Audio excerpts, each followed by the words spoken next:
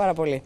Ο Κωνσταντίνος Δασκαλάκης, τον οποίο σας προλόγησα πρώτων διαφημίσεων, σας είπα ότι είναι όλα τα λεφτά, γιατί είναι πραγματικά όλα τα λεφτά. Είναι στο στούντιο εδώ κοντά μας και παρακαλώ πάρα πολύ, ελάτε όσοι είστε στο χώρο μέσα στο σπίτι σας και ακούτε απλώς την τηλεόραση, παρακολουθήστε με προσοχή την επόμενη κουβέντα.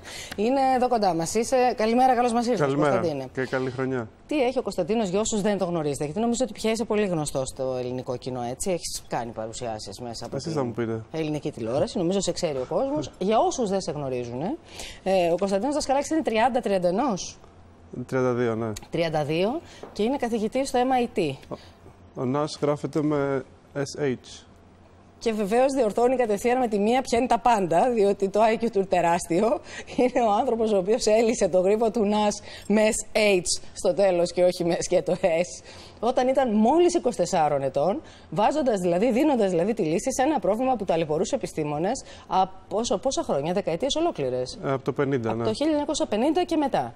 Λοιπόν, για όσους δεν ξέρουν ποιος είναι ο γρίφος του ΝΑΣ, για όσους δεν ξέρουν τι ακριβώς λέμε, νομίζω ότι η ταινία «Ένας υπέροχος άνθρωπος» μπορεί να τους φέρει πολλά στο νου, γιατί είναι μια ταινία που την έχει δει πολλοί κόσμος και την έχει αγαπήσει. Πώς ακριβώς έλυσες τότε, στα 24, ένα γρίφο που μπροστά στον οποίο σήκωναν τα χέρια τα μεγαλύτερα μυαλά του κόσμου? Τι να σας πω, οι ειδικές συνθήκες πάντα βοηθάνε. Δεν μπορείς να εξηγήσεις τις διαδρομές του νου. Στην περίπτωση τη δική μου, νομίζω το background μου που δεν ήταν τόσο πολύ μαθηματικό, ήταν περισσότερο... τέλειωσα τους ηλεκτρολόγους στο Πολυτεχνείο. 24 ήσουν τότε. 24, 23, ναι. Και πήγα στο Berkeley, στη Καλιφόρνια, όπου δούλεψα με τον καθηγητή Χρήστο Παπαδημητρίου, του Logicomics, αν το έχετε διαβάσει. Το έχετε διαβάσει? Ναι, σούπερ. Μου άρεσε πολύ. Εγώ το απόλαυσα ως αναγνώστρια, βεβαίως. Εσύ το βλέπεις λίγο διαφορετικά, πιστεύω. Πολύ ωραία. Εν πάση περιπτώσει, ναι, πάντα είχα αγάπη για τα μαθηματικά, αλλά στην Ελλάδα όποιος αγαπάει τα μαθηματικά, τέλος πάντων πηγαίνει στους ηλεκτρολόγους για κάποιο ελληνικό, έτσι, κάποια ελληνική ιδιομορφία. Μας αρέσει να πηγαίνουμε να γινόμαστε μηχανικοί, γιατροί κτλ. Τέλος πάντων, έτσι και εγώ πήγα στους ηλεκτρολόγους. Το background μου εκεί με βοήθησε να δω το πρόβλημα με διαφορετικό τρόπο. Το είδα πιο πολύ ως μηχανικός και λιγότερο ως μαθηματικός. Το είδα διαφορετικά. Επέμενα, η επιμονή, ας πούμε, είναι... Το έχεις βάλει στόχο? Ήταν κάτι το οποίο εκείνο το διάστημα της ζωής σου το είχες προτεραιότητα άμεση? Συνέβαλε καθόλου και η τύχη σε όλο αυτό? Ή ήταν καθαρά θέμα τεχνικής και γνώσεων? Δεν ξέρεις, οι διαδρομές του νου είναι πολλές φορές τυχαίες. Δηλαδή, αυτό που έχει πάντα μεγάλη σημασία είναι όταν δεν μπορείς να καταφέρεις κάτι, όχι απλά να μην το βάζεις κάτω, αλλά να συνειδητοποιείς, να προσπαθείς να καταλάβεις, να εξηγήσεις τι σε εμποδίζει σε αυτό που προσπαθείς να κάνεις. Αν καταφέρεις και εξάγεις από την προσπάθειά σου τι σε εμποδίζει, τότε μπορείς να το διορθώσεις. Να ανοίξεις τη σωστή πόρτα, δηλαδή, ναι, για να φτάσεις στη λύση. Ναι, ακριβώς. Πολλές φορές κοιτάμε ένα πρόβλημα και δεν ξέρουμε να το αντιμετωπίσουμε, αλλά δεν ξέρουμε γιατί δεν ξέρουμε να το αντιμετωπίσουμε. Αυτό είναι το πιο σημαντικό πράγμα που νομίζω μαθαίνω στους μαθητές μου. Να βρούμε τι είναι αυτό που μας εμποδίζει, ακριβώς, να βρούμε τη λύση. Να χαρακτηρίσουμε τι είναι το εμπόδιο σε αυτό που προσπαθούμε να κάνουμε. Έλα, λύσε το γρίφο της Ελλάδας τώρα. Εδώ είμαστε μπροστά σε ένα άλυτο πράγμα. 4 χρόνια κοντά παλεύουμε να πάμε παρακάτω, να ανοίξουμε την πόρτα της, να βρούμε τη λύση. Τι κάνουμε λάθος? Λύνεται το πρόβλημα το ελληνικό? Νομίζω ότι πολλοί ξέρουμε τι λείπει, τι πρέπει να αλλάξει στην Ελλάδα. Νομίζω ότι ξέρουμε τι πρέπει να γίνει, απλά το πολιτικό σύστημα δεν μπορεί να το αντιμετωπίσει. Και τι να σας πω, πρέπει να αλλάξουν πρόσωπα και πρέπει να... Είναι πιο συγκεκριμένος. Να αλλάξουν Αν σου δίνανε τα ενία της χώρας και σου λέγανε είσαι πρακτικός άνθρωπος εσύ, βάλ τα κάτω, μην ξεχνάς ότι πρόκειται και για ανθρώπους. Είναι ο λαός της χώρας που υποφέρει. Ναι. Τι κάνεις, τι αλλαγές φέρνεις? Ναι. Και δεν βαφκαλίζουμε ότι είναι εύκολο πράγμα η διοίκηση ενός τόπου. Ωστόσο, αυτό που λένε ότι ξέρουμε τι λείπει από την Ελλάδα. Έτσι. Δηλαδή, και τώρα με την κρίση βλέπω ότι γίνονται αλλαγές, αλλά γίνονται κατά κάποιο τρόπο προφανείς αλλαγές. Αυτό που χρειάζεται η οικονομία μας είναι μία, ας το πούμε, απελευθέρωση από τα παλιά κακά, ας πούμε, τα οποία έχουν ενσωματωθεί στην ελληνική νομοθεσία. Για παράδειγμα, θεωρώ ότι το ίντερνετ είναι μια μεγάλη δύναμη που μπορεί η Ελλάδα να εκμεταλλευτεί για να βελτιώσει την οικονομική της θέση. Πώς? Ωστόσο, νομίζω ότι το νομικό πλαίσιο είναι πολύ ανελαστικό. Φτιάχνεις μια startup και υπάρχουν διάφοροι νόμοι οι οποίοι, ας πούμε, κόβουν γωνίες και σε εμποδίζουν στο να απογειώσεις, ας πούμε, την εταιρεία σου. Τα επαγγέλματα είναι κλειστά. Υπάρχει ένα νομοθετικό πλαίσιο που δεν σε αφήνει εύκολα να φτιάξεις μια εταιρεία. Προσπαθώ να περιγράψω ένα ανελαστικό πλαίσιο στο οποίο, ας πούμε, προσπαθούμε να επιβιώσουμε. Έχεις διαπιστώσει αλλαγές εσύ τα τελευταία χρόνια σε αυτή τη χώρα? Παρακολουθείς εξελίξεις, φαντάζομαι, έτσι? Παρακολουθώ τις εξελίξεις. Αυτές που προβάλλονται τουλάχιστον στα μέσα είναι περισσότερο, όπως είπα πριν, οι προφανείς αλλαγές, οι εύκολες αλλαγές. Αυτό που χρειάζεται είναι οι δύσκολες αλλαγές, αυτές που θα πλήξουν συμφέροντα και τις οποίες δυστυχώς οι πολιτικοί μας ή δεν θέλουν ή δεν είναι σε θέση να τις υλοποιήσουν. Δεν ακούγεσαι πολύ αισιόδοξος για την επίλυση του γρίφου του ελληνικού. Δεν είσαι. Τι να σας πω, δεν ξέρω. Εγώ το μόνο στο οποίο πιστεύω είναι η ελληνική νεολαία. Θεωρώ ότι υπάρχει τεράστιο ταλέντο στην ελληνική νεολαία. Το έχω δει με τα ίδια μου τα μάτια στο Πολυτεχνείο. Το έχω δει όταν μιλάω με νέους. Υπάρχει τεράστιο ταλέντο και αυτό πρέπει να το εκμεταλλευτούμε. Που κάνει τι όμως το ταλέντο? Δηλαδή, ετοιμάζουν βαλίτσες και φεύγουν όσοι μπορούν, όσοι έχουν τη δυνατότητα. Δυστυχώς. Και οι υπόλοιποι βασανίζονται από μια ανεργία που όσο περνάει ο καιρός και βυθίζονται σε αυτή, τόσο ξεχνούν και αυτά που ξέρουν. Δυστυχώς. Αλλά είναι. Αυτοί οι νέοι είναι ψηφοφόροι, έτσι. Μπορείς να τα αλλάξεις όλα ξαφνικά χωρίς να περάσεις από χαοτική κατάσταση? Ενώ δηλαδή, διακρίνεις την ανάγκη αλλαγών. Νομίζω γίνεται. Και θα σας θυμίσω το πρόσφατο παράδειγμα της Ινδίας, όπου δεν ξέρω αν παρακολουθήσατε τις εξελίξεις το Δεκέμβριο. Το κόμμα του απλού πολίτη, θα μου πεις ποιο? Ναι, το κόμμα κατά της διαφθοράς. Το οποίο ουσιαστικά κλειδώνησε. Δεν είχαν εκλογές επικρατείας, είχαν εκλογές δημοτικές εκλογές, τοπικές εκλογές, και στην περιοχή, ας πούμε, του Νέου Δελχείου και γύρω περιοχές αυτό το κόμμα σάρωσε και αυτό δηλαδή φόβησε ουσιαστικά την εξουσία, η οποία ήταν πολύ συντηρητική και πολύ διεφθαρμένη, και άρχισαν να γίνονται αλλαγές που δεν θα γίνονταν αν δεν είχε βρεθεί αυτή. Ναι. Λοιπόν, το κλείνω το κεφάλαιο αυτό. Ήσουν πολύ συγκεκριμένο. Στο παράδειγμα της Ινδίας, λοιπόν, να μην ξεχνάμε. Το κόμμα του απλού πολίτη το έλεγαν εκεί, πρέπει να σας πω, από ό,τι θυμάμαι κι εγώ.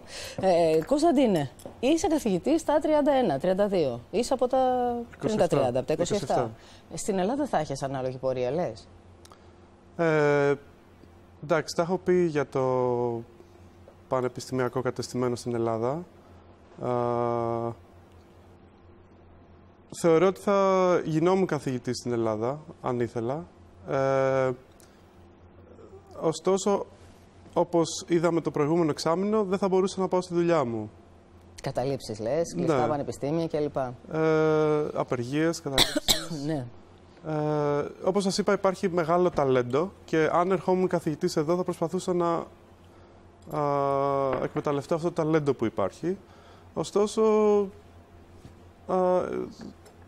το πανεπιστήμιο δεν λειτουργεί. Έτσι, δηλαδή, δεν μπορείς να προβλέψεις πότε δουλεύεις και πότε δεν δουλεύεις. Δεν μπορείς να προβλέψεις πότε μπορεί να φύγεις για κάποιο συνέδριο. Δεν μπορείς να προβλέψεις πότε έχεις ή όχι χρηματοδότηση. Αν μπορείς να πληρώσεις τους φοιτητές σου, τους διδακτορικούς. Αν μπορείς να πληρώσεις τα ταξίδια τους για συνέδρια. Η επιστημονική καινοτομία είναι κάτι που γίνεται σε παγκόσμιο επίπεδο. Αν δεν μπορείς να επικοινωνήσεις με το τι γίνεται στον υπόλοιπο πλανήτη και είσαι ουσιαστικά δεσμευμένος σε ένα πλαίσιο, ας πούμε, μόνο απομόνωσης, δεν μπορείς να δημιουργήσεις. Και αυτό έχει δύο πτυχές. Έτσι. Είπαμε ότι το πανεπιστήμιο δεν λειτουργεί και δεν μπορείς να προβλέψεις πότε δουλεύεις, δεν έχεις λεφτά για ταξίδια και το καθεξής. Από την άλλη, πανεπιστημιακό κατεστημένο λειτουργεί με τρόπο που αναπαράγει τον εαυτό του. Τι θέλω να πω? Μεγαλοκαθηγητές που ήρθαν, ας πούμε, το 70, διορίζουν τους διδακτορικούς φοιτητές καθηγητές στο ίδιο πανεπιστήμιο και αναπαράγει ουσιαστικά μια γνώση η οποία ήρθε στην Ελλάδα και επικοινώνησε με το εξωτερικό πριν από 40 χρόνια. Όταν έχεις ένα πανεπιστήμιο που λειτουργεί με γνώση που επικοινώνησε με τον έξω κόσμο πριν από 40 χρόνια, δεν μπορείς να κάνεις καινοτομία. Δηλαδή, το μόνο που μας σώζει είναι το ίντερνετ. Το γεγονός ότι οι φοιτητές μας μπορούν να δουν τι γίνεται στο MIT αυτή τη στιγμή. Όλα τα μαθήματα, ας πούμε, που κάνω εγώ βρίσκονται στο ίντερνετ. Όλες μου οι σημειώσεις και πολύ σύντομα, δεν ξέρω αν έχετε παρακολουθήσει τα καινούργια online, αυτά που λέγονται MOOCs, τα Massive Online Courses, θα μπορείς να γράφεσαι σε μάθημα που γίνεται στο MIT ή στο Stanford. Και να το παρακολουθείς και δωρεάν. Να το παρακολουθείς δωρεάν. Από οπουδήποτε στον πλανήτη. Οπουδήποτε Υπάρχει ανταπόκριση από Έλληνες σε αυτά τα courses, σε αυτά τα μαθήματα? Υπάρχουν, έτσι. Ναι. Είναι κάτι το οποίο νομίζω όλοι μας που θέλουμε να μάθουμε κάτι παραπάνω πρέπει να το εκμεταλλευτούμε. Μάλιστα. Λοιπόν, εσύ από πού ξεκίνησες? Τι υποδομή είχες στην οικογένεια? Είσαι από τι είδους οικογένεια? Ναι, καλή ερώτηση. Είπα από μια οικογένεια που. Και κριτικός στην καταγωγή. Είμαι κριτικός στην καταγωγή. Μεγάλωσα στην Αθήνα. Βέβαια, κουβαλάω πολλά στοιχεία της κριτικής μου ταυτότητας. Οι γονείς μου είναι και οι δύο καθηγητές. Η μαμά μου είναι φιλόλογος, ο μπαμπάς μου είναι μαθηματικός. Στη μέση εκπαίδευση. Στη μέση εκπαίδευση. Δημόσιο υπάλληλοι δηλαδή. Δημόσιο υπάλληλοι και οι οποίοι, ας πούμε, οι αξίες στην οικογένειά μου ήταν η γνώση. Τα χρήματα δεν έμπαιναν καθόλου στην εικόνα, ήταν η γνώση. Οπότε έτσι και εμένα και τον αδερφό μου, ο οποίος είναι στη Νέα Υόρκη αυτή τη στιγμή. Καθηγητής στο πανεπιστήμιο και ο αδελφός. Ο αδερφός μου έχει τελειώσει ιατρική Αθηνών, περιμένοντας για ειδικότητα που, όπως ξέρετε, οι αναμονές είναι τεράστιες. Έκανε διδακτορικό στην Ολλανδία και αυτή τη στιγμή είναι στο Mount Sinai στην Νέα Υόρκη και κάνει έρευνα το διδακτορικό του ήταν στη σχιζοφρένεια, τώρα κάνει έρευνα στο μετατραυματικό στρες με βετεράνους από τους Αμερικάνικους πολέμους. Άρα λοιπόν είναι το γονίδιο της οικογένειας αυτής ή είναι τεχνική? Δηλαδή μπορούμε να κάνουμε τα παιδιά μας όλοι τόσο να ακολουθήσουν το δρόμο αυτό το δικό σου και να διακριθούν όπως κάνετε εσείς στη δικιά σας οικογένεια? Νομίζω είναι και γονιδιακό, αλλά το κυριότερο είναι οι αξίες της οικογένειας και πώς γαλουχείς τα παιδιά σου. Και το πόσο για σένα είναι σημαντική η γνώση και η δημιουργία και η παιδεία και πόσο σε ενδιαφέρουν τα χρήματα. Εμάς έτσι μας γαλούχησαν οι γονείς μας και αυτό ακολουθήσαμε να κάνουμε. Το απέδειξες νομίζω αυτό. Δηλαδή, διαβάζοντας το βιογραφικό σου, είδα ότι μετά τα 24, όταν έλυσες τον περίφημο γρίφο του NAS με SH, σε τσίμπησε η Microsoft. Ναι, δούλεψα στη Microsoft ως φοιτητής και στη συνέχεια όταν τέλειωσα το διδακτορικό μου έκανα αυτό που λέγεται postdoc, μεταδιδακτορικό, για 1 χρόνο. Και μετά τους είπες γεια σας και πήγες να φύγεις? Μετά έφυγα, ναι. Αλλά σου προσφέρανε πακέτο μεγάλο για να μείνεις. Ναι. Αλλά ναι, είναι αυτό που είπα δηλαδή, πριν. Έτσι, ναι. Δεν τσίμπησες, γιατί? Η Microsoft είναι από τις μεγαλύτερες εταιρείες του κόσμου. Γιατί, να σας πω, ναι. Κορυφαία στον τομέα σου, έτσι. Πράγματι, πήρα τον μισό μισθό από ό,τι παίρνω στο MIT σε σχέση με την προσφορά που είχα από τη Microsoft. Ωστόσο, η ευκαιρία να επικοινωνώ με τα πιο. Οι μαθητές μου, οι διδακτορικοί φοιτητές με τους οποίους δουλεύω, είναι από τους πιο ευφυείς ανθρώπους που έχω γνωρίσει. Το να έχεις την ευκαιρία να επικοινωνείς με νέα παιδιά τα οποία είναι τόσο ευφυή, είναι κάτι το οποίο δεν υπάρχει τιμή πάνω σε αυτό. Καταρχάς με ανανεώνει και μου μαθαίνει καινούργια πράγματα. Και να έχεις την ευκαιρία να γαλουχίσεις κι εσύ με τις αξίες και με τον τρόπο προσέγγισης προβλημάτων νέους ανθρώπους, είναι τι άλλο μπορείς Είσαι το πιο πολύτιμο πράγμα στον κόσμο, έχεις απόλυτο δίκιο. Δεν συγκρίνεται με τίποτα άλλο. Το απόγευμα έχεις μία ομιλία εδώ στην Αθήνα και έτσι σε βρήκαμε. Να είναι καλά και η φίλη μου η Αμαλία, δηλαδή, που μου επισήμανε ότι είσαι εδώ, για την πληροφορική στη ζωή μας. Ναι. Για πες μας γι' αυτό. Πες μας πώς. μας είπες ότι στην Ελλάδα δεν το αξιοποιούμε όσο πρέπει το πράγμα Δεν όλο το και είναι και ολοφάνερο. ναι. Δεν το συζητάμε. Αλλά πώς θα είναι η ζωή σε αυτή τη χώρα, σε μερικά χρόνια από σήμερα, γιατί δεν θα γίνεται κι αλλιώς δηλαδή. Ναι. Πρώτα απ' όλα να πω ότι ωραία, η πληροφορική είναι επιστήμη που υπηρετώ μαζί με τα μαθηματικά. Θεωρώ ότι είναι το ίντερνετ, θεωρώ ότι είναι από τις μεγαλύτερες, αν όχι μεγαλύτερη ανακάλυψη του προηγούμενου αιώνα.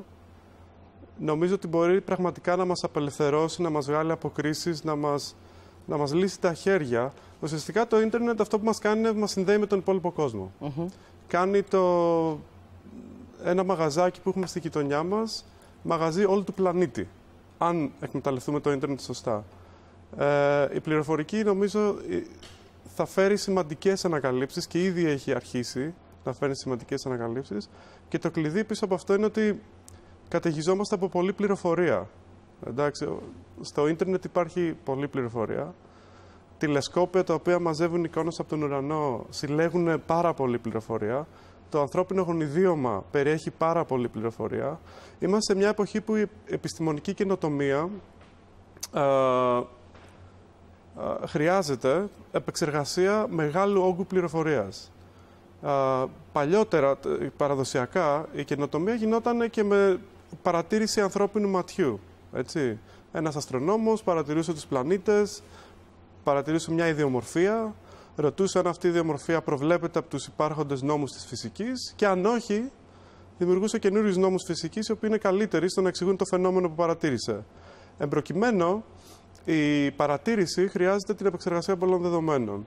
Για να επεξεργαστούμε αυτόν τον όγκο πληροφορίας, πρέπει να χρησιμοποιήσουμε την επιστήμη η οποία έχει φτιαχτεί για αυτόν τον σκοπό και αυτή είναι η πληροφορική. Τοποθέτησέ το λίγο σε προσωπικό επίπεδο, σε ερασιτεχνικό επίπεδο, σε οικιακό επίπεδο. Η ζωή του μέσου πολίτη πώς θα αλλάξει τα επόμενα χρόνια? Ναι, ωραία.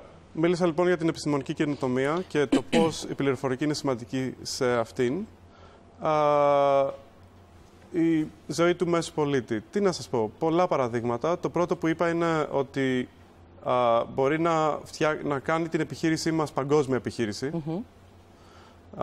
Μπορούμε να διαφημιστούμε μέσω ίντερνετ, όπως ξέρετε, μέσω Google και μέσω, δεν ξέρω και εγώ, Facebook και τα λοιπά. Μπορούμε να πουλήσουμε προϊόντα μέσω eBay και ούτω καθεξής. Μπορούμε να βάλουμε το βίντεο μας στο YouTube και να το δει όλος ο κόσμος.